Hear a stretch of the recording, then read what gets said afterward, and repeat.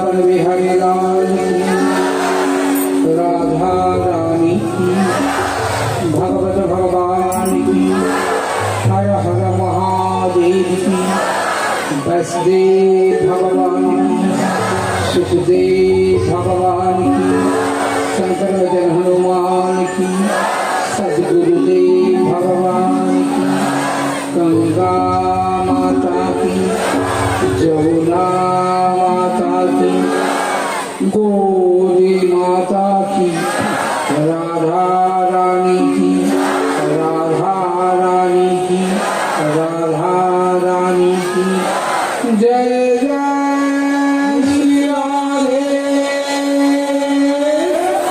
श्याम।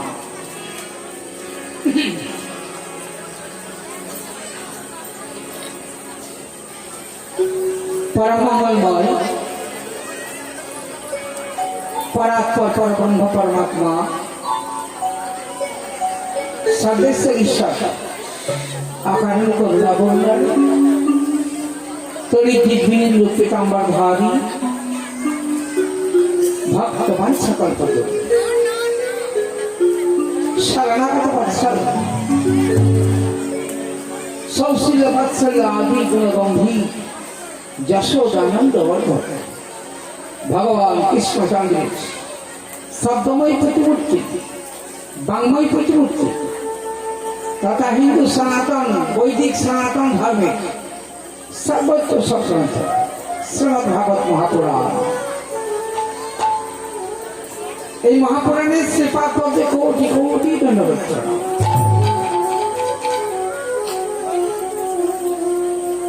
উপস্থিত আজকে পঞ্চম দিবসে পদার্পণ করতে চলেছে, সে কারণে দূর দূরান্ত থেকে এসেছেন সুধী ভক্তজন, গুণীজন, মিত্রজন, ব্রাহ্মণজন, বৈষ্ণবজন, কৃষ্ণ কথা প্রাণ ভাগবত রসিক ভক্তবৃন্দ এবং হাড়ভাঙা গ্রাম খুব মাহাত্ম্যপূর্ণ গ্রাম।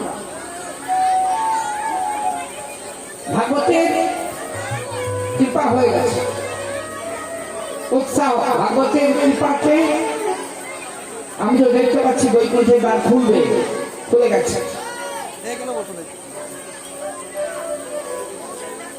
তাই সমস্ত ভক্তদের আগমন হয়েছে, কারণ একটা উদ্ধার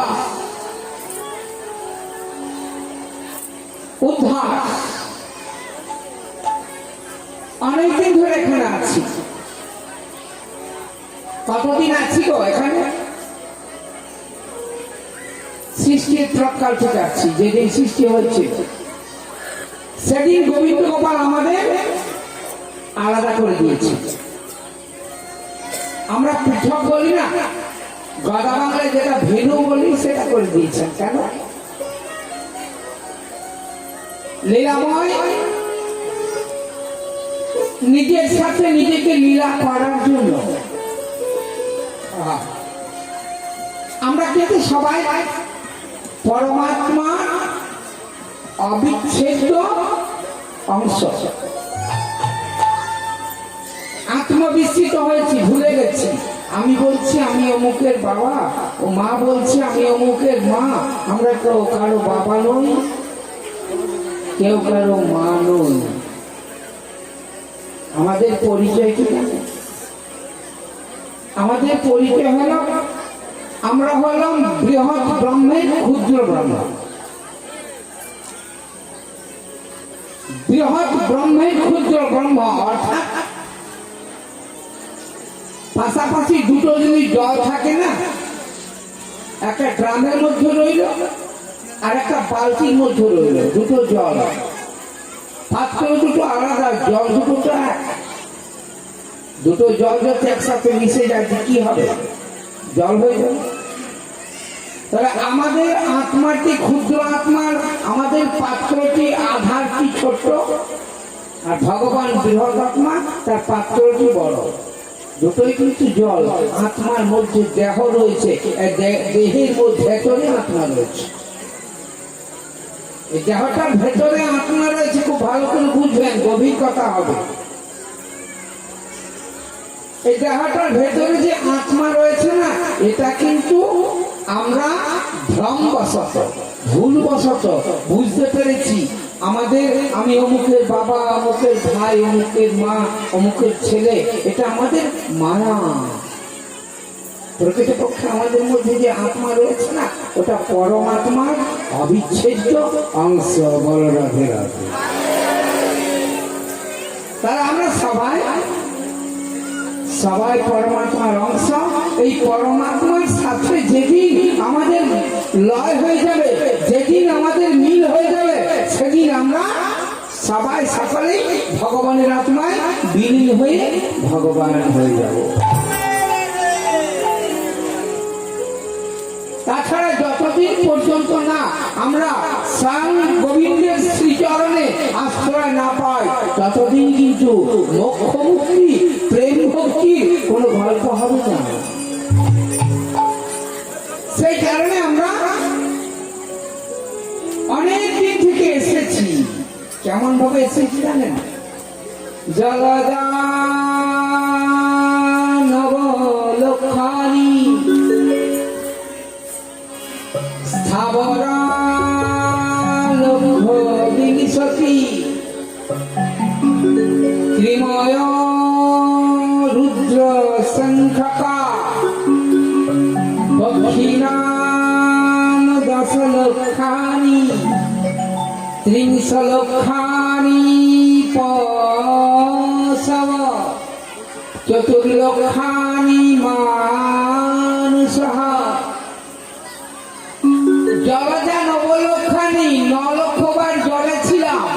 এই চকলেটের মধ্যে দেহটা পেয়েছিলাম, তার আগে কোথায় ছিলাম? ভালো করে খেয়াল করবেন, ইয়াদ করবেন, ভালো করে চিন্তা করবেন কথাগুলো, আবার বসে যান।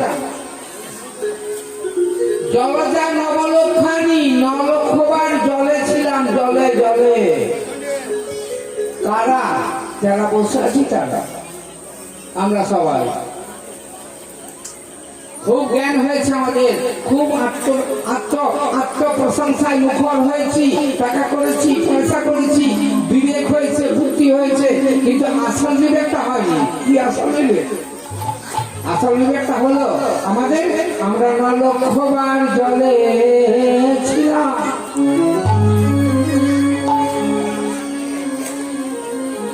আমরা 9 লক্ষবার জলে ছিলাম। জলের মধ্যে মাছ, কীট পতঙ্গ, পশু কীট পতঙ্গ, পোকামাকড় হয়ে জলের মধ্যে 9 লক্ষবার ছিলাম। স্থাবরা লক্ষ্য বিংশতি 20 লক্ষবার গাছপালা হয়েছিলাম। খুব মন দিয়ে শুনতেন বাবা। সত্য কথা বলতে গেলে কি জানেন, আমি যখন ভাগবতের আসরে বসি না, আমি কোনো চিন্তা করে বসি না, কি ছবি আসবে ও জানে, ছবিটা এইটাই এলো। তাহলে গাছপালা হয়েছিলাম 20 লক্ষবার। ত্রিময় রুদ্র শঙ্খকা, কৃমি হয়েছিলাম, ব্রেনে লক্ষ লক্ষ লক্ষ লক্ষ ছিলাম। ভুলে গেছি সেদিনের কথা। খুব সুন্দর দেহ পেয়েছি, সাবান মাখছি, সেন্ট মাখছি, পাউডার মাখছি, আমি কত সুন্দর। কিন্তু তুমি সুন্দরের আগে না ওই ব্রেনটাতে লক লক করছিল। ত্রিময় রুদ্র শঙ্খকা, কৃমি হয়েছিল ব্রেনে, 11 লক্ষবার কৃমি হয়েছিল। দক্ষিণাম দশ লক্ষানি, 10 লক্ষবার তুমি পাখি হয়ে উড়ে বেড়াচ্ছিলে। পশব ত্রিংশ লক্ষানি, 30 লক্ষবার পশু হয়েছিলে। কুকুর, বিড়াল, ছাগল আদি জীব জন্তু, সাপ, হিংস্র পশু আমি হয়েছিলাম, আমরা সবাই। চতুর্লক্ষানি মানুষ, 4 লক্ষবার মানুষের জন্ম হয়। 4 লক্ষবার মানুষের জন্ম হয়। ভুল ক্রমে মনে করবেন না কোনদিন 4 লক্ষবার ক্রম অনুসারে হয়। আমি এই মানুষ হয়েছি, আবার মানুষ হব, আবার মানুষ হব, না না না না না না। বাবার সম্পত্তি নয়, সম্পত্তিটা ছেলে পায় না, বাবা অনেক কষ্ট করে সংগ্রহ করে সম্পত্তি রেখে দিয়ে যায়। কার জন্য? ছেলের জন্য, উত্তরাধিকারী। তেমনি আমি মানুষ হয়েছি, ভগবান আমাকে পুনরায় মানুষ করবেন, এই আশা ভুলে যান। 80 লক্ষবার কীট পতঙ্গ, জীব জন্তু, পশু পক্ষীরে ভুগতে হয়। তারপরে 4 লক্ষবার মানুষের জন্ম হয়, ক্রম অনুসারে হয় না। কর্ম খারাপ করলে खत्म हो गया। फिर 80 लाखों में जाना पड़ेगा तुमको, कोई रुकने नहीं पाएगा। ये बाप का संपत्ति नहीं। बढ़िया कर्म करेगा तो बढ़िया मिलेगा, बुरा करेगा तो बुरा मिलेगा। जो जैसा कर्म करेगा ऐसा ही फल मिलने वाला है दुनिया में। न भुक्तम क्रियते कर्म जन्म कोटि शतैरपि अवश्यमेव भुक्तव्यम कृतम कर्मम शुभम। যে যেমন করবে তার তেমনি ফল হবে।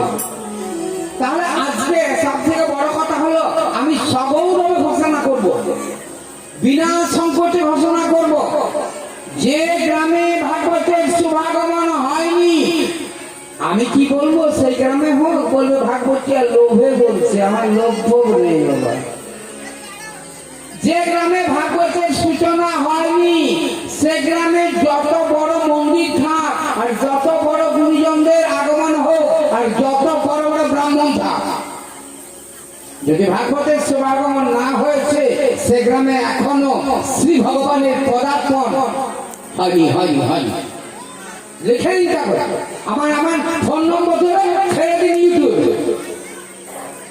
যে গ্রামে স্বয়ং ভাগবত ভগবান পদার্পণ করেননি এখনো, সেই গ্রামটা এখনো পর্যন্ত আধুরা রয়ে গেছে। বলো রাধে রাধে। अरे प्रेम से सब बोलो ना बाबा, राधे राधे। ये नाम कहना ही पड़ेगा, एक रोज ना एक रोज तुमको जाना के समय जब तुम जाएगा ना, तो तुम्हारा राम नाम सत्य हो जाएगा। ये कोई रुकने नहीं पाएगा। राम नाम सत्य है, राम नाम सत्य है। আমরা মরার সময় দেহটাকে বলি রাম নাম সত্য হয়, যখন বেঁচে থাকি তখন এই দেহটাকে বলি না রাম নাম সত্য হয়। বলে রাধে রাধে। তাহলে এই তো আমাদের পরিচয়, আমাদের আসল পরিচয় হলো আমরা স্বয়ং ভগবান থেকে অবিচ্ছেদ্য। একই উপায়, সপ্ত দিবস। সপ্ত দিবস যদি ভাগবত শ্রবণ করতে পারি, তবে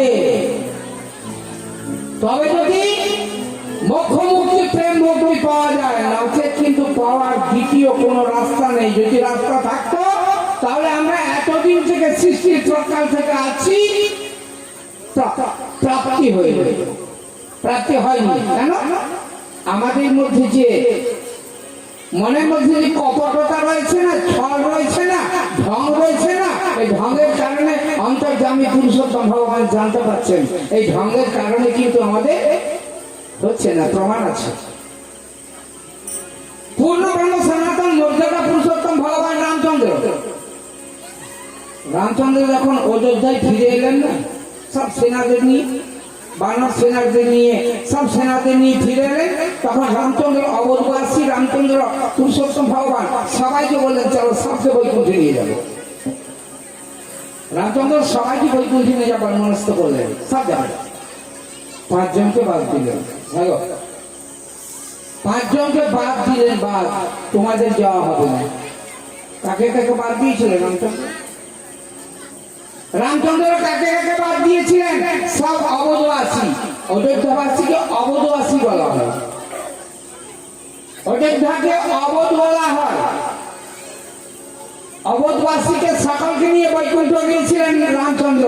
5 জনকে বাদ দিয়েছিলেন। কাকে জানেন? সর্বপ্রথম বাদ দিয়েছিলেন বিভীষণকে, দ্বিতীয় বাদ দিয়েছিলেন হনুমানকে, তৃতীয় বাদ দিয়েছিলেন জাম্ববানকে, চতুর্থ বাদ দিয়েছিলেন লবকুশকে, পঞ্চম বাদ দিয়েছিলেন দ্বিবিদ বানরকে। 5 জানেন কেউ কি কারণে 5 জন যেতে পারেননি? বৈকুণ্ঠে 5 জনকে ছেড়ে দিয়েছিলেন। এক এক করে শুনে যায় 5 জনের বিবরণ। তারপর আমি আজকে বড় প্রসঙ্গ, শ্রী ভগবানের জন্মোৎসব, খুব বড় প্রসঙ্গে ঢুকে যাবো। এধার ওধার না করে, টুকরো না করে ঢুকে যাবো ডাইরেক্ট প্রসঙ্গে। সর্বপ্রথম বিভীষণকে উনি নিয়ে যাননি বৈকুণ্ঠে। বিভীষণকে যখন বললেন না, বিভীষণ যখন বললেন প্রভু আমি তো চলে যাবো আপনার সাথে বৈকুণ্ঠে, বললেন না না রাজা। বিভীষণকে বরাবরই ভগবান রামচন্দ্র রাজা বলতো, কারণ যেদিন বিভীষণ পরিত্যক্তা হয়ে শ্রীরামচন্দ্রের আশ্রয় গ্রহণ করেছিলেন, সেদিন থেকে রামচন্দ্র শপথ নিয়েছিলেন তোমাকে রাজা করবো লঙ্কা, শ্রীলঙ্কায় তুমি হবে ভাবি রাজা। তাই বিভীষণ যখন বললেন আমি প্রভু আপনার সাথে বৈকুণ্ঠ যাবো, তখন ভগবান রামচন্দ্র বললেন আপনার যাওয়া হবে না। বলে কেন আমার যাওয়া হবে না? বলো তোমার মনে না একটা বিশেষ লোভ রয়েছে। বলো লোভটা কি প্রভু? বলে আমি লোভটা বুঝতে পেরেছি, তোমার মানে রাজা হবার একটা লোভ আছে, আর আমি তো তোমাকে কথা দিয়েছিলাম লঙ্কা সিংহাসনে তোমাকে বসাবো, আর আরেকটা তোমার মনে লোভ আছে, সেই লোভটা হলো মন্দোদরির সাথে বিবাহ আমি দেব। বিভীষণকে ছেড়ে দিলেন, রাজা করে দিলেন। বিভীষণ পরবর্তী দিনে মন্দোদরিকে বিবাহ করলেন। জাম্বুবত বললেন, বলে প্রভু আমাকে বাদ দিচ্ছেন আপনি কেন? কি কারণে আমাকে বাদ দিচ্ছেন? আবার তো রত্ন বাজা বিভোর হয়ে যাচ্ছে। বিভীষণ জাম্বুবতকে বাদ দিয়েছেন। ভগবান বলেন, জাম্বুবত কেমন যুদ্ধ হলো? রাম রাবণের যুদ্ধ হলো, তোমাকে তো ভালো যুদ্ধ করতে দেখলাম না। বলেন প্রভু আমার সাথে যুদ্ধ করার লোকই ছিল না, রাবণ কি যুদ্ধ করবে আমার সাথে? আপনার মতো কোন যোদ্ধা যদি থাকতো না তো দেখাতাম যুদ্ধ কাকে বলে। ভগবান বলেন তোমার যাওয়া হবে না, এই কারণেই যাওয়া হবে না, মনের মধ্যে একটা লোভ আছে তোমার। আমার মতন যদি যোদ্ধা পাও তুমি তবে যুদ্ধ করবে। তুমি হাম यहाँ रहने का वर दे दिया, तुम द्वापर में रहेगा। बोलो राधे। যার জন্য জাম্বুবন দাপরে ছিলেন, জাম্বুবন্তের কন্যা জাম্বুবতীকে ভগবান বিবাহ করেছিলেন। ভগবান কি বিবাহ করেছিলেন? জাম্বুবতী করে। জাম্বুবতী যখন সামন্তমণি হরণ হয়েছিল ভগবানকে চোর বলেছিল কে? সত্যরাজি। সত্যরাজি ভগবানকে চোরের কলঙ্ক দিয়েছিল। আমি সেদিনে বলেছিলাম না, কলঙ্ক ছাড়া কৃষ্ণ ভক্ত হতে পারে না।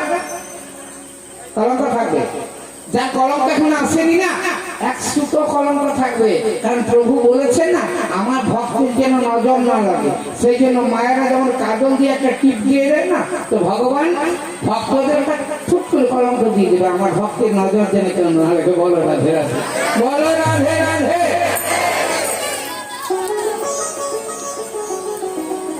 জাম্বুবন ছিলেন, দেখবেন দাপর যুগে জাম্বুবন ছিলেন। জাম্বুবতীকে বিবাহ করলেন ভগবান। এবার লোকে যেন লবকুশ, লবকুশকে বললেন আমি তোমাদেরকে ছেড়ে দিয়ে যাবো পুত্র, কারণ কি অবধনগরের তোমরা হবে রাজা। ছেড়ে দিলে লবকুশকে। আর জীবিত বানরকে বললেন, জীবিত বানর বললেন কি প্রভু, জীবিত বানর ওখান থেকে না রামচন্দ্রের কাছে ফটকে বেরিয়ে গিয়েছিল।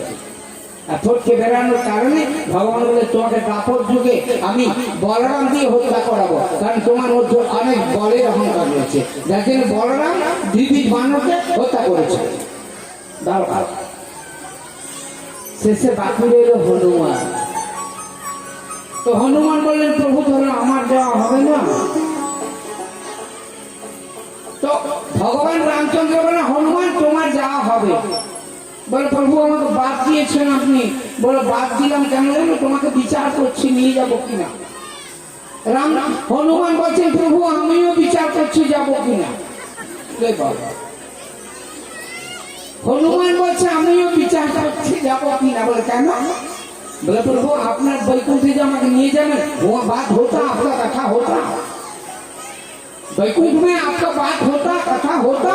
बोले नहीं हनुमान हमारा बैकुंठ में हम सारा निवास करते, हमारा क्या बात होगा हुआ तब नहीं जाएंगे, जहाँ बात होते ही नहीं जाएंगे। बोले যেখানে কথা হয় না সেখানে যাব না, আপনার কথা নেই ওখানে बैकुंठ जी আমি কি করব। আর এই মর্তধামে আপনার কথাও হচ্ছে আর আপনি স্বয়ং রয়েছেন, দুটো একসঙ্গে হচ্ছে, আমি যাব না। ভগবান বললেন হনুমান তোমাকে আমি রেখে দিয়ে যাব। বলে কেন প্রভু আমাকে রেখে দিয়েছেন? আমি তো নিজের কারণেই যাব না, আপনি রাখলেন কেন? বলেন যত্র যত্র রঘুনাথ কীর্তনম তত্র তত্র চিতমস্তকাঞ্জলি। যেখানে যেখানে প্রভু রঘুনাথের কীর্তন হয় সেখানে হনুমান গার্ড দিয়ে বসে থাকেন, গার্ড। হনুমান গার্ড দিয়ে এখানে বসে আছেন। বল বৃন্দাবন বিহারী লাল কি, রাধা রানী কি, ভগবান ভগবান কি। তাহলে ওনাকে বলা হয় অন্তর্যামী পুরুষোত্তম ভগবান। তোমার মনটা কেমন? ভগবান কর্ম বিচার করেন না। সারাদিন তুমি ভোরবেলায় কত ফুল তুললে আর কত টহল মারলে, বলছে বাবা আমি এখন টহল দিচ্ছি, যার টহল দিচ্ছেন তিনি এখানে বসে আছেন, আর আপনি টহল দিচ্ছেন আসানসোল উষাগ্রামে। কাকে কার টহল দিচ্ছেন? যার টহল দিচ্ছেন তিনি বর্তমান স্বয়ং সম্পূর্ণ রূপে ভাগবত রূপে বিরাজমান, আর আপনি টহলের গরম দেখাচ্ছেন, সন্ধে গরম দেখাচ্ছেন। যার জন্য সন্ধে দেওয়ার বন্দোবস্ত করছেন তিনি সাক্ষাৎ স্বয়ং সম্পূর্ণ ভগবান। আগামী অবসান যেদিন ভাগবতের বিশ্রাম হবে সেদিন আমরা ভাবছি মনে মনে এখানে 6:30 মধ্যে আরম্ভ করে দেবো। মায়েদের বলে দিচ্ছি যার সন্ধে দেবেন সন্ধ্যের প্রদীপটা এখানে নিয়ে আসবেন, আর নাই মনে মনে সন্ধ্যাটা করে নেবেন, মানসিক সন্ধ্যা। আমি সন্ধে দিলাম, চলে আসবেন এখানে। তাহলে যার সন্ধ্যের জন্য চিন্তা ভাবনা করছেন না, তিনি এখানে বর্তমান রয়েছে, এখানে দুবার ঘুরে দিন টহল হয়ে যাবে। এখানে দুবার মনে মনে চিন্তা করুন আমি সন্ধ্যা দিলাম, মানসিক সন্ধ্যা হয়ে যাবে।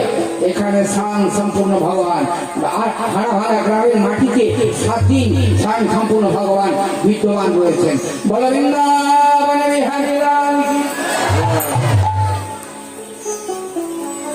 তাহলে সব থেকে বড় কথা হলো আজকে ভগবানের জন্ম উৎসব আমরা পালন করবো। এখন ভগবানের জন্ম হয়েছিল, ভগবানের জন্ম হয়েছিল না। জন্ম কর্ম দিব্য মেরং যো ব্যক্তি তত্ত্বত তত্ত্বাদেহং পুনর্জন্ম নৈতি মামেতি সহ অর্জুন। ভগবান অর্জুনকে গীতায় বলেছে, বলেননি? যারা গীতা পড়েন তারা জানে না কি বলেছেন। জন্ম কর্ম দিব্যমেবং যো ব্যক্তি তত্ত্বত। আমার জন্ম কর্ম সম্বন্ধে যিনি জানেন তারা পুনর্জন্ম হয় না। আহা, কত সুন্দর কথা।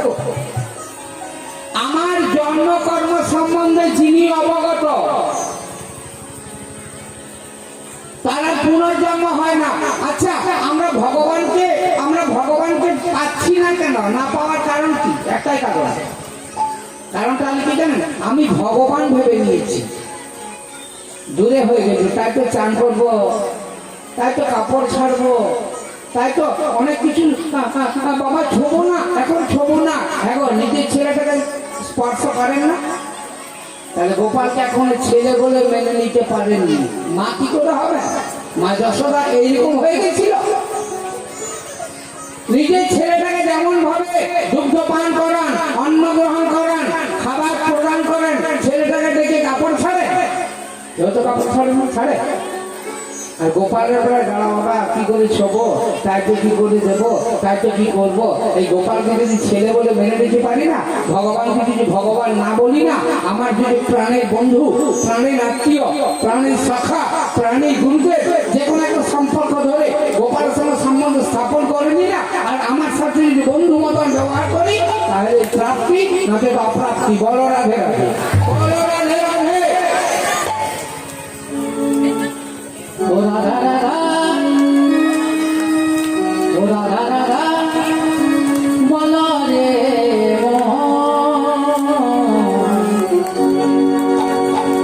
যদি যাবি মধুর বৃন্দাবন। রাধা রাধা বলো রে যদি যাবি সবাইকে বৃন্দাবনে নিয়ে যাবো। ও রাধা রাধা, ও রাধা রাধা, বলো রে যদি যাবি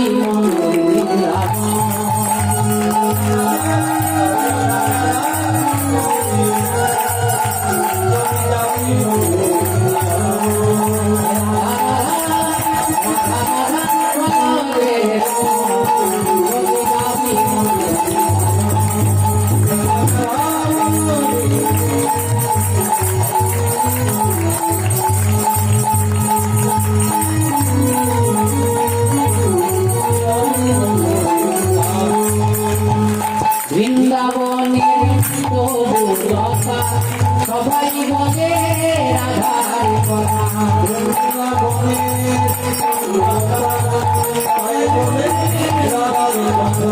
বৃন্দাবনের তবু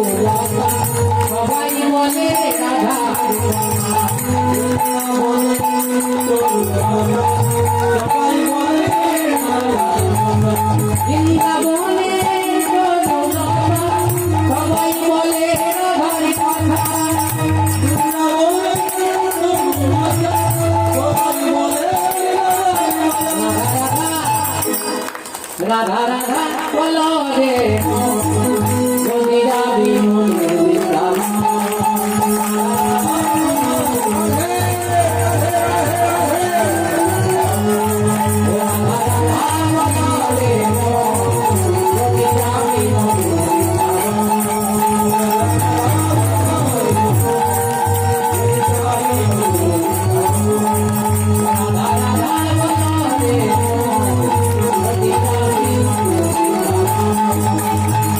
রাধা নাম কি তুই করে আমি কত সুধা ধরে, রাধা নাম কি তুই করে রাধা নাম কি তুই করে আমি কত সুধা ধরে, রাধা নাম কি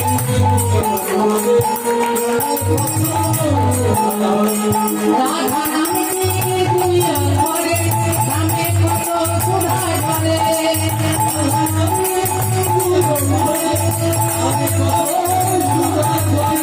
রাধা নাম কি তুই করে আমি কত সুধা ধরে,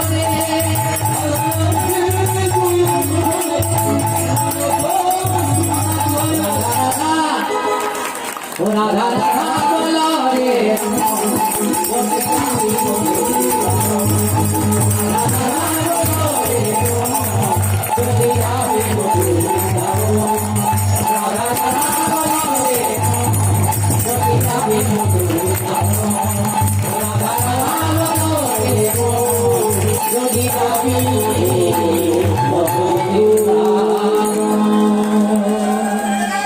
দ্বাপর যুগের অবসান কল্পে স্বয়ং ভগবান বৃন্দাবনে এসেছিলেন, স্বয়ং সম্পূর্ণ ভগবান।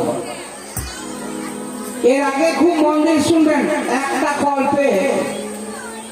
একটা কল্প মানে ৮,০০০ যুগ, ৮,০০০ যুগে কল্প হয়। তো এই কল্পে স্বয়ং সম্পূর্ণ ভগবান সচ্চিদানন্দ মাত্র ওয়ান টাইম একবার ধরাধামে আসেন, তার আগে আসেন না। কি বললাম, একটা কল্পে ৮,০০০ যুগে এক কল্প হয়, আর এক কল্পে ওয়ান টাইম একবার ভগবান মাত্র ধরাধামে অবতরণ করে। যদি পাপ হয়, আবার যদি লেখা আছে পাপ না হলে আসবেন না। তাহলে দ্বাপর যুগে একবার পাপ হয়েছিল না, যে ব্রহ্মা ভগবানকে স্মরণ করেছিলেন, আর স্মরণের কারণে ভগবান বলেছিলেন ব্রহ্মদেব আমি যাব কোথায় জানো, আমি যাব ক্ষত্রিয় ঘরে, আর লালন পালন হয়ে যাবো গোয়ালা। বলে প্রভু আমি কিছু বুঝলাম না, বলে তোমার বোঝার দরকার নেই, আমি টাইম হবে সব বুঝিয়ে দেবো। তা স্বয়ং ভগবান এসেছিলেন দ্বাপর যুগে, আজ থেকে ৫,০০০ প্রায় ৬০০ বছর আগে। ভগবান কোন বংশে জন্মেছিলেন? চন্দ্রবংশে। আচ্ছা ভগবান কোন কুলে জন্মেছিলেন? যদুকুলে। যদুকুলে বংশটা চন্দ্রবংশ, কুলটা যদুকুল। আর রামচন্দ্র কোন বংশে জন্মেছিলেন? সূর্য বংশ। তফাৎ একজন চন্দ্রবংশীয়, একজন সূর্যবংশীয়, দুজনে খুব। আচ্ছা চন্দ্রবংশে কৃষ্ণ ভগবান অবতীর্ণ হয়েছিলেন। ভগবানের জন্মকর্ম বলে কিছু নেই, জন্ম হয় না, প্রকট হয়। ভগবানের জন্ম হয়নি, আমরা ভগবানের জন্ম লীলা বলে বলে অভ্যস্ত, তো এটা কিন্তু আমাদের ভুল বলা। জন্ম হয় না, ভগবান প্রকট হন। কারাগারে প্রকট হয়েছিলেন। মায়েরা মনে করে কি আমাদেরই মাতৃজাতি, আমাদেরই মাতৃজাতি দেবকী, দেবকীর উদরে হয়েছিলেন ভগবান। ভগবানের দায় পড়েছে মায়ের উদরে হতে যাবে। ছায়াগর্ভ সম্ভূতা, দেবকীর ছায়াগর্ভ হয়েছিল, আর ভগবান কারাগারে প্রকট হয়েছিল। ইতনা সহজ। তাইলে মায়েদের বলছি, মনে করবেন না যে আমাদের মতো মা দেবকী আর দেবকীর উদরে হয়েছিল, কোনোদিন না। দেবকীর ছায়াগর্ভ হয়েছিল, লোক দেখার না। আর ভগবান কারাগারে প্রকট হয়েছিলেন। আর সেই কারাগারে যে প্রকট হলেন না, আর বসুদেব দেখেছিলেন সেই সময়। সে আজকে আমি পূর্ণ বৃত্তান্তে আসবো। প্রথমে আসবো চন্দ্রবংশ। আজকে লীলা খুব সুন্দর লীলা হবে। চন্দ্রবংশ, হ্যাঁ গো, অনেক দেবদেবীর নাম আমরা শুনেছি। একটা এমন দেবদেবী, এমন একটা দেবতার নাম বলুন তো যার মানেই বাবা নেই, মানেই বাবা নেই। এত দেবদেবী রয়েছে, ইন্দ্র, চন্দ্র, বরুণ, সূর্য, বায়ু, লক্ষ্মী, কালী, দুর্গা, সরস্বতী, গণেশ ইত্যাদি ইত্যাদি 33 কোটির থেকেও বেশি। এখন নতুন করে অনেক দেবতা বার হচ্ছে। কিছুদিনকে সন্তোষী বার হয়েছিল না, শুক্রবার। দেবতার অন্ত নেই, এত দেবতা নূতন। তাহলে এত দেবতার মধ্যে কার মা নেই, কার বাবা নেই? ওর মাও নেই, বাবা নেই। বড় প্রশ্ন। মা নেই, বাবা নেই, একটা কার জানেন? চন্দ্রদেবী। চন্দ্রদেবীর মাও নেই, বাবাও নেই। ভগবানের বাবা তো, শিবের বাবা তো পরব্রহ্ম ভগবান সনাতন সচ্চিদানন্দ বিগ্রহ। তো বাবা কি নেই? মা হলো রাধারানী, কোনো অসুবিধা নেই, প্রমাণ আছে।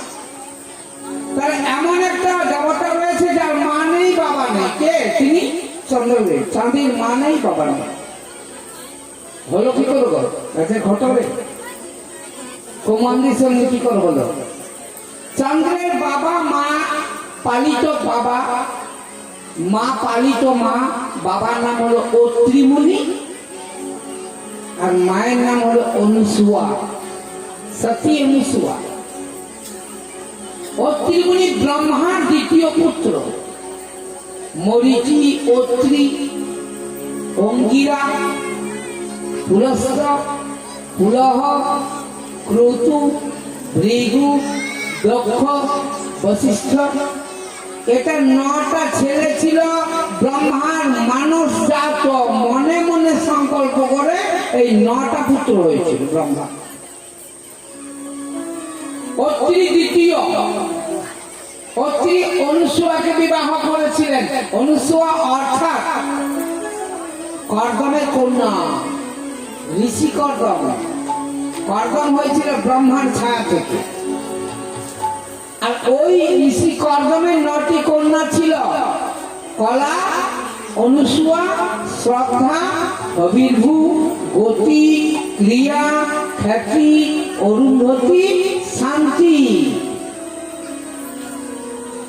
আগেকার দিনে আমাদের দাদুর বাবা যারা ছিলেন, প্রতিটি গ্রামে রামায়ণ পাঠ হতো, মহাভারত পাঠ হতো, পুরাণ পাঠ হতো, বুড়োরা সব পাঠ করতো। কত লোক শুনতে আসত। পাড়াতে পাড়াতে সাহিত্যতা ছিল, আত্মীয়তা ছিল, ভালোবাসা ছিল। সেদিন নেই, চলে গেছে, আর ফিরে আসবে। সেদিনের কথা যদি মনে পড়া যায় তাহলে হৃদয়টা ফেটে যাবে। কত সহিষ্ণুতা গ্রামে গ্রামে, কত সহিষ্ণুতা পাড়ায় পাড়ায়। কত লোক সনাতন ধর্মের জন্য গ্রন্থ শুনতে আসতো, কত লোক পড়তো মহাভারত। এখন আর নেই। এখন বুড়োগুলো কি করছে জানেন? ওই হাত কাটা পাঞ্জাবি পরছে, একটা ঠ্যাঙা নিচ্ছে, একটা পেপার নিচ্ছে। আর রাস্তায় যে পুল আছে না, পুলটাতে বসে যাচ্ছে 3টে 4টে 5টা বুড়ো। ওই বলছে আজকে কি হলো, কালকে না অমুক জায়গায় বাস চলতে গেছে, তোর বাবা কি উঠে গেল, কালকে না অমুক জায়গায় তো বোমবাজি হয়েছে, তোর বাবা কি বোমবাজি হলো। ওই কথা নেই, কথা না। কলি আকর্ষণ করেছে। এখন পর্যন্ত কলি শ্রী গোবিন্দের কৃপায় মায়েদের আক্রমণ করতে পারেননি, বাবাদের আক্রমণ করছে। যার জন্য হরিনাম বা কৃষ্ণ নাম বা সবকিছুতেই আমাদের হিন্দু সনাতন ধর্মের বাবারা এখন সবকিছু থেকে বঞ্চিত। বাবাকে পূর্ণ গ্রাস করছে। বেশিরভাগ মায়ের দিকে এখনো গ্রাস করতে পারেনি। তাই আমি বলবো যেন সনাতন ধর্মের সেদিনের কথা মনে থাকে, প্রাচীন কথা। তাহলে আমরা জানতে পারবো ও ত্রিমুনির পুত্র হলো চন্দ্রদেব। কি করে হলো বলছি। আসলে প্রকৃতপক্ষে অত্রিমুনির 2টি সন্তান ছিল। আমরা দুর্বাসা ঋষির নাম শুনেছেন। ঋষি দুর্বাসা খুব ক্রোধী, এত ক্রোধ না দুর্বাসা। সেই ক্রোধী মুনি দুর্বাসা হলেন অত্রির সন্তান। আর দত্তা দত্তাত্রেয় বিষ্ণু অবতার, দত্তাত্রেয় একজন অবতার, বিষ্ণুর অবতার। এই দুটি পুত্রের জন্ম দিয়েছিলেন অত্রি মুনি অনুসূয়ার গর্ভে। অত্রি মুনি গর্ভে দুটি পুত্রের জন্ম দিয়েছিলেন অত্রি মুনি অনুসূয়ার গর্ভে। একদিন অত্রি মুনি ক্ষীর সমুদ্রের তটে ভ্রমণ করছিলেন। ক্ষীর সমুদ্রের তটে ভ্রমণ করতে করতে ক্ষীরোদক গোসাই বিষ্ণু কে দর্শন করল। আর দর্শন করা মাত্র চোখ দিয়ে জল ধরল অত্রি। আর চোখ দিয়ে যে না জল ধরলো না, অমনি একটি পুত্র লাভ হলো। সেই পুত্রই হলো চন্দ্রদেব। সেই পুত্রের নাম হলো চন্দ্রদেব। বলবেন না কেমন ভাবে লীলা হচ্ছে দেখুন, ভগবান কেমন ভাবে লীলা প্রকাশ করছেন। ওই অত্রি মুনির অশ্রুবিন্দু থেকে জন্ম হলো যার, তার নাম হলো চন্দ্রদেব। তাই চাঁদের মাও নেই বাবাও নেই, অত্রি মুনির অশ্রুবিন্দু থেকে জন্ম। চন্দ্রদেব ধীরে ধীরে বড় হতে লাগলো। এত সুন্দর না, দেবতাদের থেকে সবথেকে সুন্দর দেবতা কে জানেন? চন্দ্রদেব। এত সুন্দর না, খুব সুন্দর। চন্দ্রদেব আবার সুন্দর হলে কি হবে? সুন্দর মানুষের বেশি চারিত্রিক গোলযোগ থাকে। চন্দ্রদেবের চারিত্রিক গোলযোগ হলো দেবগুরু বৃহস্পতির পত্নী তারাকে হরণ করে নিল। দেবতাদের ওইটাই কাজ ছিল, এর বউকে ও হরণ করছে, ওর বউকে এ হরণ করছে, একে নিয়ে পালাচ্ছে, ওকে নিয়ে পালাচ্ছে। চন্দ্রদেব কি করবেন জানেন? তারাকে হরণ করলে দেবগুরু বৃহস্পতির পত্নী নিয়ে চলে গেলেন। তারাকে জেনে নিয়ে গেলেন না, তারাকে জেনে নিয়ে গেলেন। বৃহস্পতি পাগল হয়ে গেল। বউ হারালে তো পাগল হবে। সোজা দাদুর কাছে চলে গেল। দাদুর বাবা, বাবার বাবা, তার বাবা, অর্থাৎ পিতামহ দাদু, মানে দেবগুরু বৃহস্পতির পিতা অঙ্গিরা, অঙ্গিরার পিতা হলো ব্রহ্মা। দাদুর কাছে গিয়ে উপস্থিত হলো, বলে দাদু কি হয়েছে? সব জানে ব্রহ্মা। দাদু বউ চুরি হয়েছে। কি করে হলো? কি বলবো, চন্দ্রদেব হরণ করেছে। বলে তাহলে তুমি কার বউকে হরণ করেছিলে কি? দেবগুরু বৃহস্পতি আর মাথাটা নিচু করে দিলে, বলে আমি তো ওই কাজই করেছি।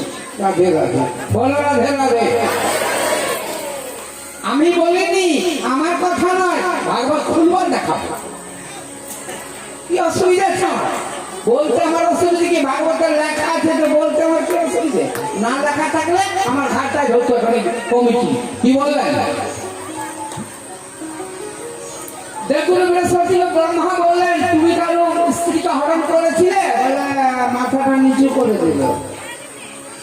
দেবগুরু বৃহস্পতি কাকে হরণ করেছিলেন? নিজস্ব ভাতৃবধূ। তো মন্দির শুনবেন আজকের উপাখ্যান। নিজস্ব ভাতৃবধূ, নিজের ভাইয়ের বউ, নাম মমতা। মমতাকে হরণ করেছিলেন। আর সেই সময় মমতা গর্ভবতী ছিল। আর গর্ভবতী থাকার কারণে মমতা বলেছিলেন যে তোমার জায়গা হবে না, তুমি আমার ভাষ্যম স্বরূপ, তুমি আমাকে ধর্ষণ করো না। অন্ধ করে দিয়েছিল যোগ্য। বৃহস্পতি অন্ধ করে দিয়েছিল। আর অন্ধ করে দেওয়ার পর তার গর্ভে শুক্র প্রদান করেছিল। দুজনের শুক্র, নিজের প্রতি শুক্র আর দেবগুরু বৃহস্পতি শুক্র জোরজবস্তি বলাৎকার। আর বলাৎকার কারণে একটি পুত্রের জন্ম হয়েছিল। দুজনের জন্ম হওয়ার কারণে ওকে দাজ বলা হতো। দাজ দয়া বয়া আকার বৈগেত্য। যখন দাজ জন্ম হলো না, দুজনের শুক্র একটা পুত্র হলো, তখন বললেন কি, তখন ওই মমতা বললেন এই পুত্রকে তুমি নিয়ে যাও, আমি নেব না। বলে কাজ করো, তোমার আমার দুজনের পুত্র কেউ জানতে পারবে না, একটু মরুৎসমের আশ্রমে দিয়ে দিই। মরুৎসমের আশ্রম প্রদান করে দিলেন। ছেলে বড় হতে লাগলো, দাস, নাম হলো দাস। বড় হতে লাগলো, এদিকে পুরুবংশের সর্বপ্রথম রাজা দুষ্মন্ত, ভরত শকুন্তলা দুষ্মন্ত। আপনারা দুষ্মন্ত শকুন্তলার ঘটনা অনেকেই জানেন। দুষ্মন্ত শকুন্তলা, আর শকুন্তলা দুষ্মন্তের একটি পুত্র হয়েছিল, তার নাম ভরত, রাজা ভরত। এই ভরত রাজা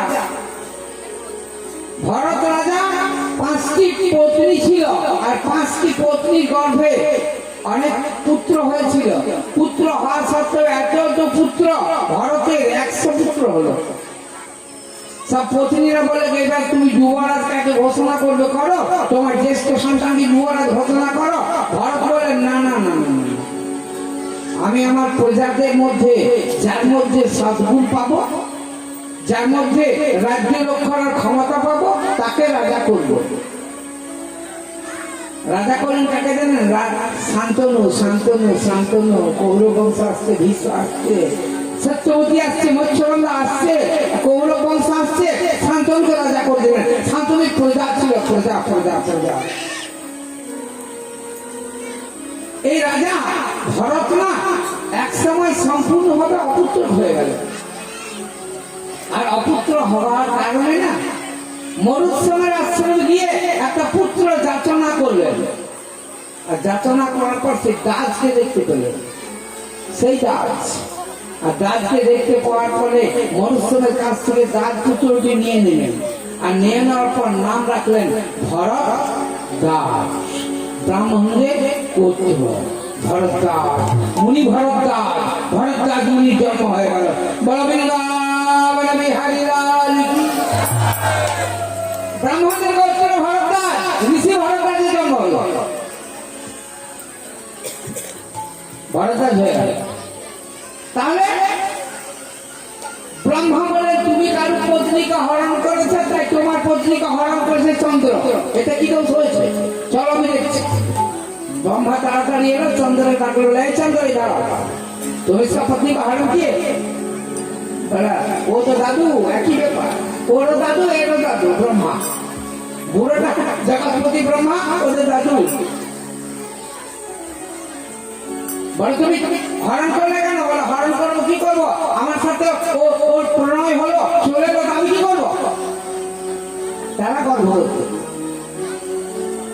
বৃহস্পতি বলছে, গর্ভটা কার জিজ্ঞেস করুন, চন্দ্রের না আমার? তারাকে জিজ্ঞেস করেন ব্রহ্মা, এই গর্ভটা কার? তারা গোপনে ব্রহ্মা কানে কানে বললেন, এই গর্ভটা চন্দ্রের। एक लड़का पैदा हो गया, एक लड़का पैदा हो गया, उसका नाम भूत भूत भूत भूत भूत भूत।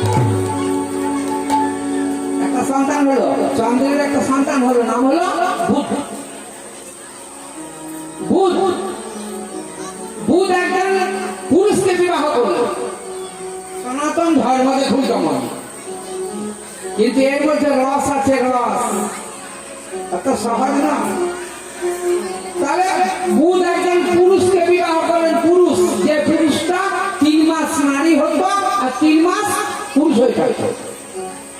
যখন নারী থাকতো তখন নাম হতো ইলা, আর যখন পুরুষ থাকতো তখন নাম হতো সুদ্যুম্ন, রাজা সুদ্যুম্ন। যখন পুরুষ ছিল না তখন কিছু ব্যাপার ছিল না, আর যখন স্ত্রী হয়ে গেল তখন নাম হয়ে গেল ইলা। ইলা একদিন ঘুরে বেড়াচ্ছিলেন, আর ঘুরে বেড়ানোর সময় দুধ দেখতে পেলেন ইলাকা। আর দুধ দেখতে পাওয়ার পরে সেই ইলাকে বিবাহ করলেন, পুরুষটাকে বিবাহ করে দিলেন। খুব সুন্দরী, পরমা সুন্দরী। বুধ ইলার গর্ভে একটা সন্তান উৎপন্ন করলেন, তার নাম হলো পুরুরবা। পুরুরবা পুরুরবা পুত্র আয়ু, আয়ুর 5টি পুত্র, রাজা নহুষ, ক্ষত্রবিদ্য, রচি, রম্ভা, অনিলা। রাজা নহুষ জ্যেষ্ঠ পুত্র, বড় জ্যেষ্ঠ। রাজা নহুষের আবার 5টি পুত্র, তার মধ্যে যজাতি বড়। যজাতি খুব ধার্মিক রাজা। যদুবংশের উৎপত্তি হচ্ছে, চন্দ্রবংশ তো দিলাম, চন্দ্রবংশ কথাতে বললাম, যদুবংশ আসছে। আর যদুবংশ না হলে গোয়ালারা আসবে না, ক্ষত্রিয় আসবে না। আর যদুবংশ থেকে উৎপত্তি কিভাবে হলো আজকে বলবো। কিভাবে গোয়ালাদের জন্ম হয়েছে, কিভাবে ক্ষত্রিয়ের জন্ম হয়েছে, আর খুব রহস্যপূর্ণ কথা হবে। বলবেন না বিহারী লাল কি, রাধা রানী কি, ভগবান ভগবান কি।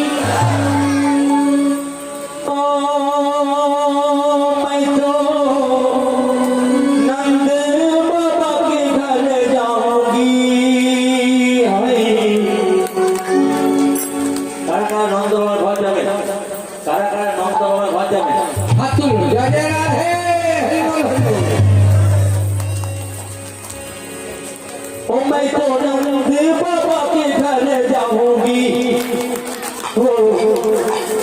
ओ मैं तो यशोदा मैया के घर जाऊंगी।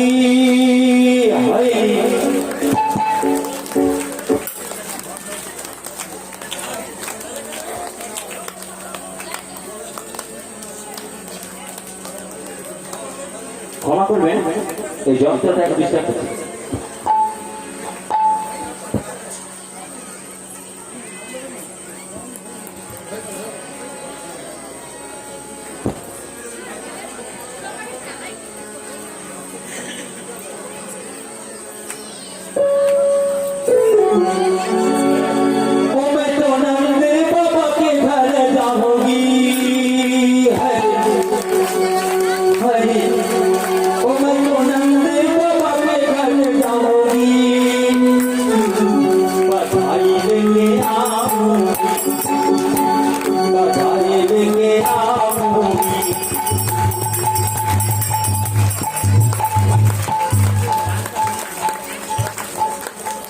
পরে বোঝাচ্ছি, পরে বোঝাচ্ছি।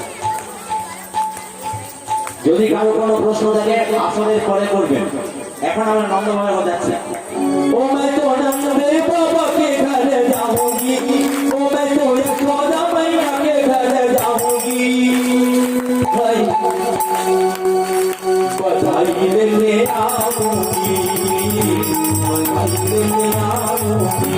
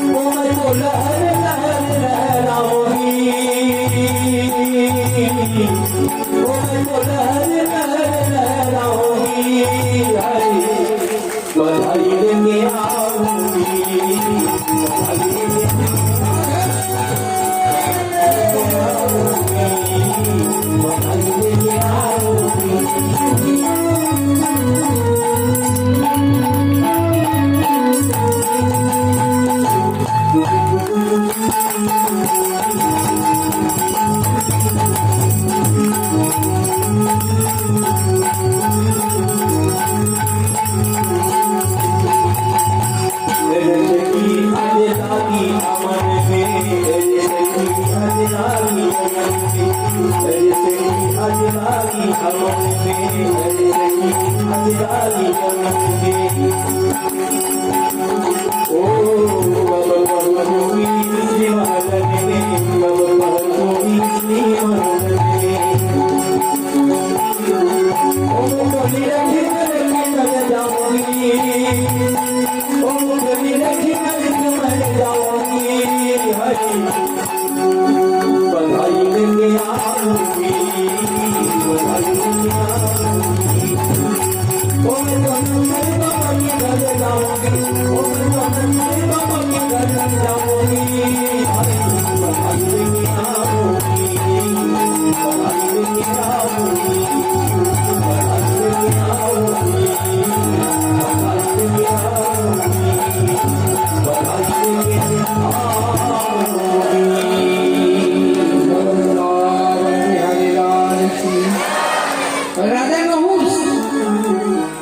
রাজা নহুষ তো ধার্মিক রাজা ছিলেন।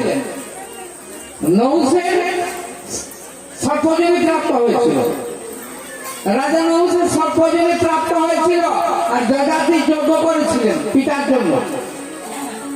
এই যজাতি খুব ধার্মিক রাজা। এই যজাতি একদিন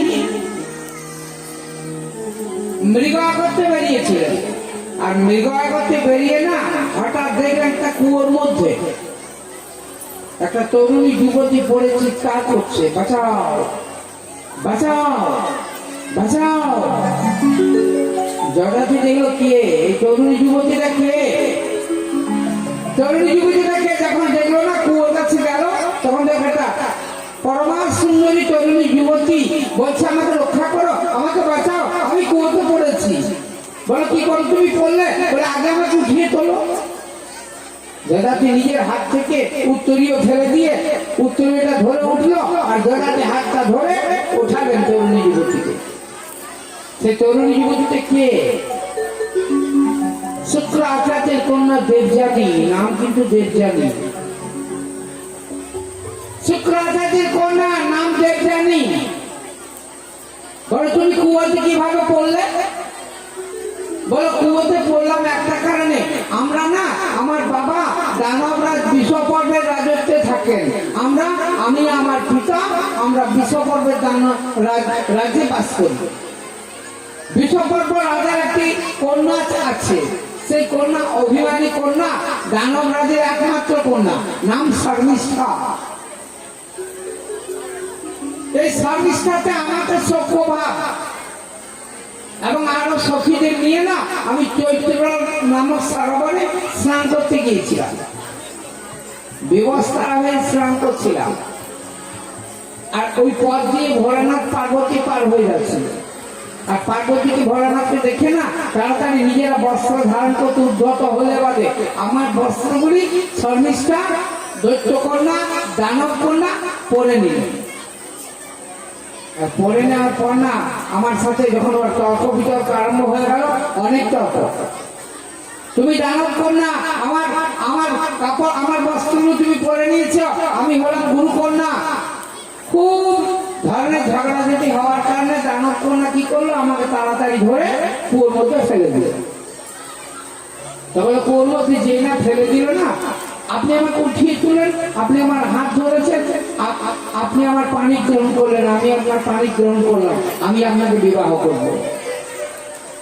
বলে তুমি ব্রাহ্মণ কন্যা, আমি ক্ষত্রিয় সন্তান, ব্রাহ্মণে ক্ষত্রিয় কোনোদিন বিবাহ হবে না, হয় না। তৎকালীন ব্রাহ্মণের সাথে ব্রাহ্মণের বিবাহ হতো, সব জাতির সাথে সব জাতির বিবাহ হতো। এখন তো অবশ্য কিছু নেই, কলিযুগের ব্যাপার। তা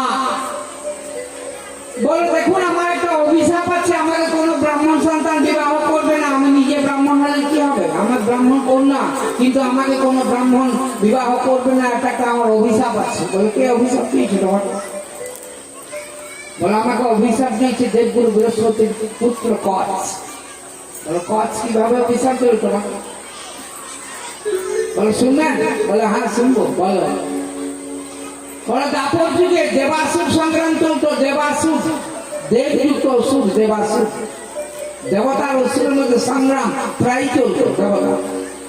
দেবতারা তাকে পরাস্ত হতো আর অসুররা জয়লাভ করতো। কেন? দত্তগুরু শুক্রাচার্যের কাছে একটা বিদ্যা ছিল, যে বিদ্যাটার নাম সঞ্জীবনী বিদ্যা, মেটা সঞ্জীবনী বিদ্যা। বৃহস্পতির কাছে একটা বিদ্যা ছিল, যে বিদ্যাটার নাম সঞ্জীবনী বিদ্যা। সেই বিদ্যার সাহায্যে না সব দৈত্য দানব অসুরদের তিনি জীবিত করে তুলতেন। আর দেবতাদের কাছে বিদ্যাটা ছিল না, সেই কারণে দেবতারা শেষ হয়ে যাচ্ছে। যার জন্যে দেবাসুর সংগ্রামে অসুরের জয়লাভ হতো, দেবতাদের পরাজয় হয়ে যেত।